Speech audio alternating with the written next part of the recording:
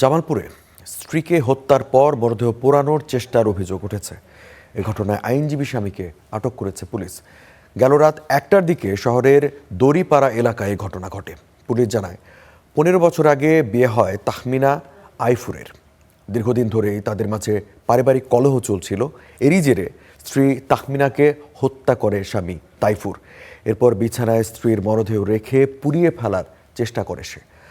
প্রতিবেশীরা বিষয়টি বুঝতে পেরে ফায়ার সার্ভিস ও পুলিশে খবর দেয়। পরে ফায়ার সার্ভিস এসে আগুন নেভায় এবং পুলিশ মরদেহ উদ্ধার করে। স্থানীয়দের সহযোগিতায় অভিযুক্ত স্বামী তাইফুরকে আটক করে পুলিশ। নিহত তাহমিনা আক্তার তানিয়া 2 সন্তানের জননী। অভিযুক্ত স্বামী হোসেন তাইফুর সুপ্রিম কোর্টের আইনজীবী বলে জানা গেছে। এই ঘটনায় দোষীর দৃষ্টান্তমূলক শাস্তির দাবি জানিয়েছে নিহতের স্বজন ও এলাকাবাসী।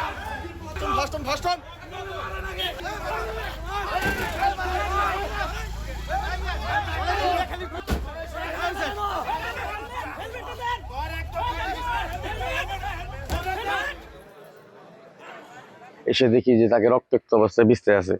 এটা পারিবারিক কল ছিল, তার 2টি ছেলে বাচ্চা আছে। এই ছেলেটা সুপ্রিম কোর্টের একজন আইনজীবী ছিল, কিন্তু ওই মানে মাদকাসক্ত। আমরা এই সংক্রান্ত প্রয়োজনে যে আইনগত ব্যবস্থা আমরা সেটা নিব এবং তদন্ত সাপেক্ষে পরবর্তী ব্যবস্থা নেওয়া হবে।